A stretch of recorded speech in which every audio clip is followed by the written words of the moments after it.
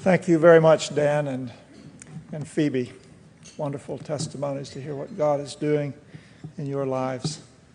I'd like now to introduce to you a dear friend of mine, Michael Ramsden. I've known Michael for a number of years, and he's been a great inspiration and encouragement to me.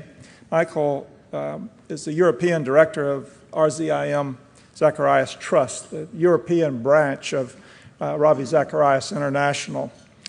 And I could say a lot about Michael, but I think after you hear him, you'll understand more than I could tell you. He directs the trust. He works as an apologist and an evangelist, traveling through the UK and around the world, and God is using him more and more with each year. Very effective on university campuses and with other venues, business people as well. Michael lectures in Oxford at the Oxford Center for Christian Apologetics and is a very engaging and passionate Christian, and I think you'll really be blessed as you hear him share this evening. So Michael, please come and speak to us what God has given you.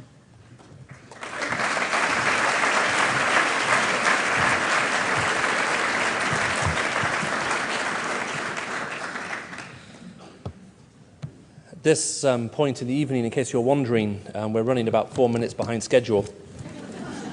However, I'm running on London time, and so I'll be finished sometime tomorrow.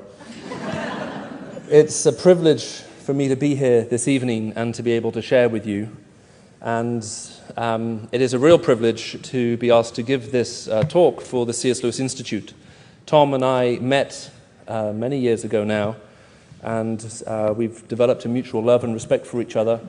And through Tom, I've got to know the work of the C.S. Lewis Institute, and also to meet Art Lindsley and some of the other staff who work there. And I can say with complete integrity before you that I think this is one of the finest ministries that I know, and one of the most strategically placed and equipped ministries that I'm aware of operating anywhere. And I'm hoping that as a result of this evening, you will not only see some of the fruit that's coming out of it, but you may also feel challenged in your own heart and mind to take advantage of some of the resources which they make available. Now, I should sort of make a couple of introductory comments so you're just aware a little bit more about where I might be coming from. I was born in England, but I was raised most of my life in the Middle East. I lived in the United Arab Emirates and Saudi Arabia. Now, in Saudi, I heard nothing about the gospel living there. If you organized a meeting like this in Saudi, that would be a crime punishable by death. They would remove your head using an axe. It's a very effective deterrent. They have no repeat offenders. And the consequence was I grew up hearing and knowing nothing about the Christian gospel until my parents moved to Cyprus. And it was through missionaries working there that I came to Christ. Now, the Europe that I have lived in ever since that time is a rabidly secular place. And it means that sharing our faith becomes increasingly difficult. Now, what is interesting is I happen to live in a city, and I'm part of a university at Oxford, which is now producing some of the world's most vociferous secularists. Some of you may be familiar with Richard Dawkins, who's a professor at the university, who has just simply written a book called The God Delusion, where he argues that it's psychologically damaging to be a Christian or to believe in God. I was intrigued by this when I started to read a book called Affluenza, where the author of that book takes some psychological studies that were performed, one published in the Psychological Bulletin in 2003, and another one which was published in the Journal of American Medical Association journal in 2004. And let's just listen to what this guy has to say. As far as I'm aware, the writer of these articles are certainly not Christians, given some of the other things they say. Much to the consternation of social scientists, on average, regular churchgoers suffer less depression or unhappiness than unbelievers. This is regardless of religion or the nationality of gender, age, social class, or ethnic background of the believer. Those with materialistic values, such as wanting money or prestige, were far less likely to be religious, and they were unhappier, drank and smoked more, and in the case of women, were at greater risk of eating disorders. Compared with non-believers, the only sort of religious people who are not protected against depression are the ones whose involvement in faith is guided by self-seeking ends. Now, isn't that interesting? According to the World Health Organization, doing studies of emotional distress and mental distress, America tops the chart today at 26.4%, whereas one of the most Christian nations in the world ranks at 4.7%. I wonder whether, as we look at secularism, whether the amount of damage that's been inflicted on the world in which we live, whether it's actually coming from the Christian or from the non-Christian. Now, when talking about secularism, what I would normally do is point out all of the errors and the fallacious arguments which are sometimes offered in order to support it. But what I would like to do instead is simply suggest you read a book that was written by a colleague of mine, Alistair McGrath, recently called The Dawkins Delusion. And that will answer most of the questions that you may have. The endorsement on the front of the book is written by one of the world's leading atheists, Michael Ruse, who simply says that reading Richard Dawkins' argument for atheism made him embarrassed to be an atheist, and Alistair McGrath has shown why. And so I would suggest that you have a simple look there. Instead, what I would like to do is read a few verses of you from the Gospel of Matthew. Please forgive me, with the tiredness, I sometimes miss out the occasional word. So if I, at one point, contradict myself, and you can resolve the contradiction by putting the word not in the sentence, it just means I'm tired. The most embarrassing speaking experience I actually ever had was speaking at a conference where I was tired, and what I meant to say was, a lot of us as Christians are waiting for perfection before God can use us, but that isn't true. Both Wesley and Whitfield had disastrous marriages, yet God worked very powerfully through them. What I ended up saying, because I was tired, was I can really relate to Wesley and Whitfield. They both had disastrous marriages. My wife, who was in the audience, was not impressed. Let me read to you from the Gospel of Matthew chapter 5, some well-known verses starting at verse 13. You are the salt of the earth, but if the salt loses its taste, how should its saltiness be restored? It is no longer good for anything except to be thrown out and trampled under people's feet. You are the light of the world.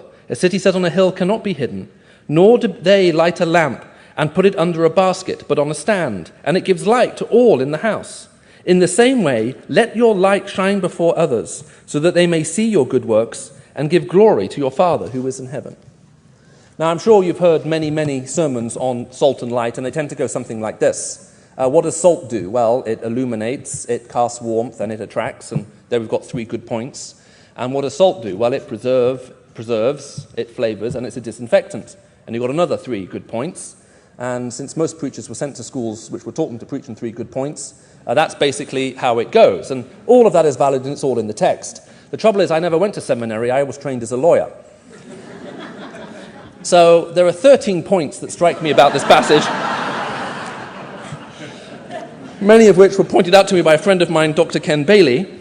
And I would just like to take a handful of those and phrase my remarks around those. I don't know if ever, when you've read those phrases, you've often wondered why Jesus Christ takes 3 short parables back to back in order to make one simple point.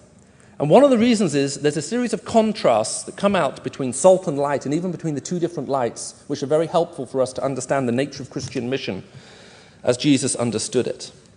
The first one is to do with distance. You see, light can operate at a distance. I can hold a light in my hand here and illuminate the back wall. And there's a part of the gospel that can be broadcast. And that's the part of the gospel we commonly refer to as preaching. Now, some people have lost faith in preaching. I can remember speaking in a church a while ago, and the guy saying to me, Michael, look, we know you're an evangelist, but there's no point giving an appeal here. No one's been saved in this church for the last 30 years. It was almost like a badge of honor, as if, it would be a shame to break this extraordinarily good run that they've had. But of course, saying that to someone who thinks of themselves as an evangelist is like a red rag to a bull. So we ascertained from the pastor that there were 9 visitors there that morning. And so I preached, and I came to the end and said, if any of you have listened to this and you now realize that you need to repent and put your faith in the person of Jesus Christ, I'd ask you to stand. And 8 of the 9 stood. There's a part of the gospel that can be preached. It can go out with great power, and it changes people's hearts and lives. That's true just as much 2,000 years ago as it is today. And that is because preaching has always been a counter-cultural method of proclamation. There was never a time when preaching has been popular. Okay, so it's not like it's gone out of fashion. To go out of fashion, you have to be in fashion, and then you fall out of it. Yeah, see, it's a bit like me. See, I've never been fashionable, and therefore I'm not affected by the winds and change as they go through. I was in a very large Islamic country recently, which is frequently in the news. And while I was there, I got asked to speak in a madrasa that trains people in the fundamentalist Islamic arts. They were very keen for me to accept the invitation, so they offered me 8 armed policemen with machine guns to protect me, which I said to them was very kind, but when you're speaking to a room full of suicide bombers, 8 men with machine guns isn't going to help the situation, nor calm people's nerves. Well, we came to the end of the presentation, and I was asked if I would like to ask questions. And so having fielded questions about American imperialism, and which I'm very glad as a British, by the way, people are talking about American imperialism. It gets us off the whole British Empire thing for a while. Although the first time I was invited to speak at the White House, I just point out that if they'd like to give it back, we are willing to receive it. They've never invited me back, strangely enough. But when we came to the end and having had questions, the head of the madrasa stood up and announced, and he said this: Islam is totally different from the Christian faith. In Islam, if you respect us, we will respect you, but if you don't respect us, you leave us no option but to kill you. And so the final question came up, and I was able to share the gospel with them. And as I shared the gospel, the women who were sitting in the room wearing the burqa, so all you could see were their eyes, started to cry and pulled the veil up even to hide their eyes so you could see nothing. And then the other half of the men who were in the room also broke down into tears, and the other half looked like they wanted to kill me, which is actually a standard reaction to all of my preaching almost anywhere in the world. And as I was speaking with the guy who set up that meeting, an incredibly brave Christian pastor who'd gone and joined this group for a year, and then announced to them that he was a Christian, as I spoke to him the next day, I said, "How did it go?" He said, 13 of the imams came to Christ yesterday. You know, there's a part of the gospel which is powerful, and when it's preached, lives are changed. I'm wondering if we're losing faith at times in the preaching of the gospel. Maybe part of the problem with preaching the gospel today is that we're not very good at explaining it, and as John Piper says so well in one of his books, good news that is not explained is not only is it not news, it's not even good. And no one can understand what you're saying, which is one of the reasons why I'm so glad about the program that Art and Tom are having and executing here through the Fellows program. If you can't explain what you believe, how can you explain it to anyone else if you can't be understood yourself? But of course, the contrast between salt and light is that light goes out into the distance, but salt works differently. You can bring salt this close to a piece of meat, unless it makes contact, it doesn't have any effect. There's a part of the gospel which we as Christians, the salt of the earth, cannot communicate unless you make contact with someone. Now, I was going to title this part of my talk, Reach Out and Touch Someone, but in the current cultural climate, I thought we might get sued if I advocated this. But this is to do with hospitality. It's to do with discipleship. It's to do with the Christian character that we have in our life, that people actually see as they come into contact with us. It means we're actually reaching out in the place where we live and where God has placed us and called us and put us, to actually make contact with a world that is often broken and hurt and dying. We are the light. There is a broadcast and a message we have to bring, but we are the salt. And salt is useless unless it makes contact. Are you making contact where God has placed you? God has called you into every single walk of life. Some of you from the most noblest professions in the world, like doctors. Some of you are from some of the most ignoble professions in the world, professions that enjoy inflicting pain on other people, like dentists and these kinds of people. But God has placed you somewhere for a reason. Are you able to make contact? Are you salt there? There's a contrast between salt and light. We're called to be both. Second point of contrast, quickly, visibility. You know, light, by its nature, works visibly. That's part of the definition of light. You may have noticed you turn it on, you can see. Okay? You don't turn it on, you can't see. It is the nature of light that you see it at work. But salt works very differently. Salt is invisible. You don't see salt flavoring the food, cleansing a wound, preserving the meat. It's at work, it's operating, but its operation is utterly invisible. There are parts of the gospel which operate invisibly. As a matter of fact, if you were to make them public, you would destroy them. And anyone who's been involved in a counseling relationship or a mentoring relationship will understand the significance of that. There are parts of our Christian walk and discipleship which only work because they are kept, because of the manner in which they work invisibly.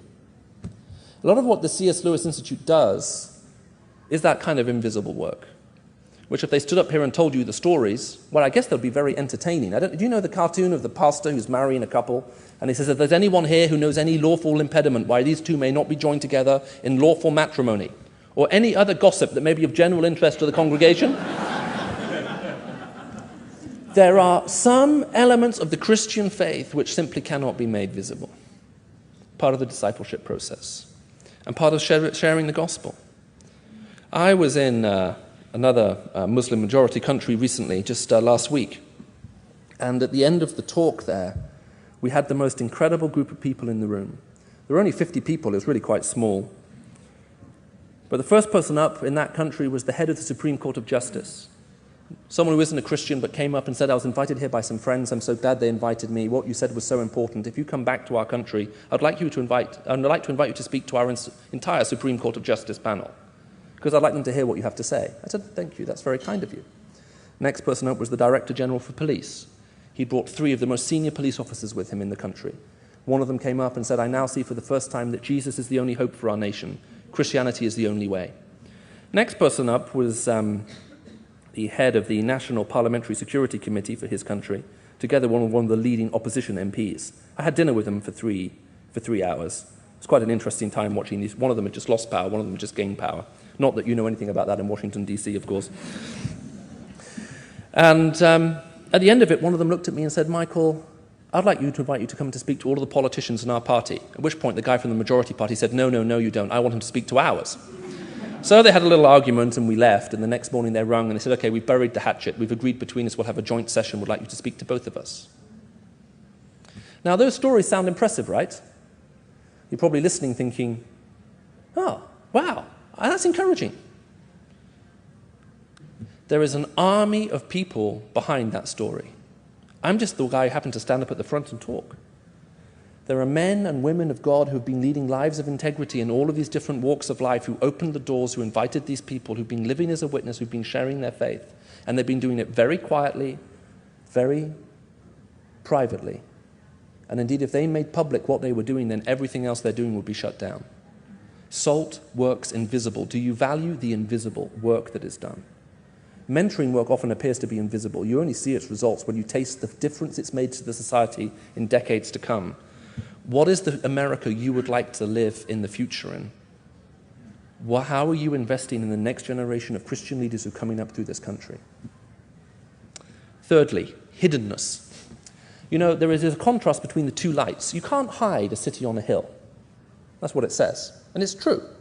A city on a hill, you can't hide it. Trying to hide a city on a hill is trying to hide a runway. You know, when they introduced taxation in England for landing aircraft, in England all the takeoffs you have are free. You can have as many as you want. It's just the coming back down to earth they charge you for. So someone suggested a way to avoid the taxation was to put billboards around airports, which I guess you could do, but I have a sneaky feeling that the locals will notice the odd jet coming into land. You can't hide. There are some things you simply cannot hide. City on a hill cannot be hidden. There's parts of the Christian faith that cannot be hidden.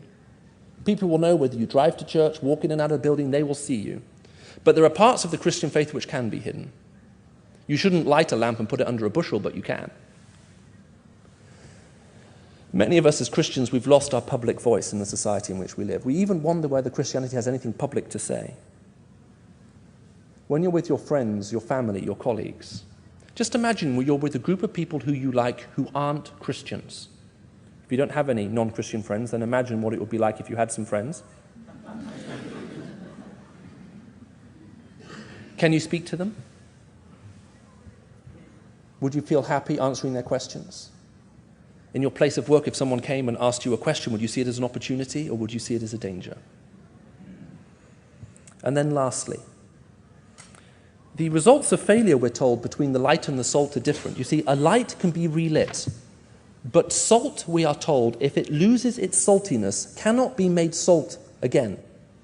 Now, I don't know if you've ever thought about this, but salt is one of the most stable compounds known unto man. You take salt, you grind it up, what do you have? Salt. You heat it, what have you got? Salt. Okay, you dilute it in water, you evaporate the water off, what have you got? Salt. Freeze it, whatever you do, all you've got left is salt. So the question is, how does salt lose its saltiness?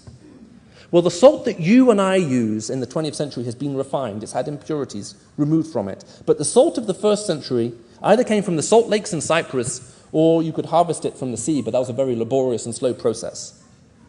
And that salt contained impurities. And if the impurities reached a certain level, the salt became so unstable, it became worthless. In the Greek text, it literally says, if the salt becomes foolish. The word translated, lose its saltiness, is the Greek word moron. It is translated into the English word moron. It means to be a moron. It literally says, if the salt becomes stupid, how can it be made salty again?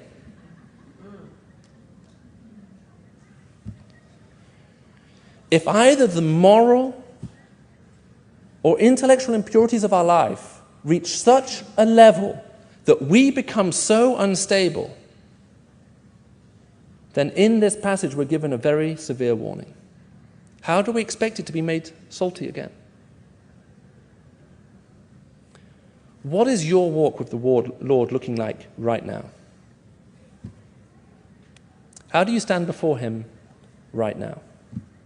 Is it possible that we're walking and living wisely, or is it possible that we're living and walking foolishly? We are literally becoming morons.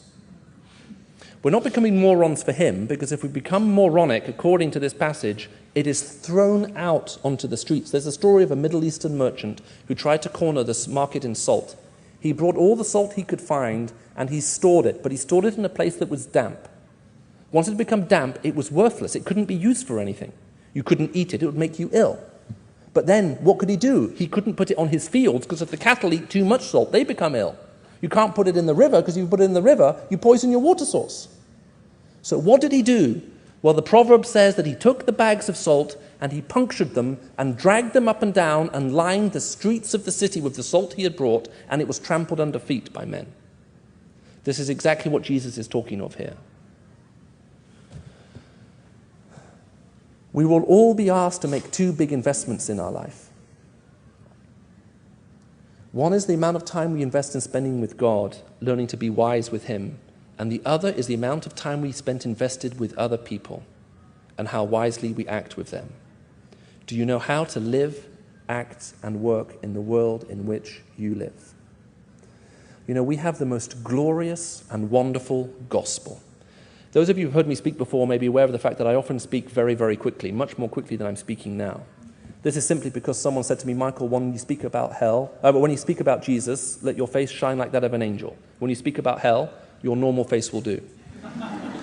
I spend most of my time talking about Jesus.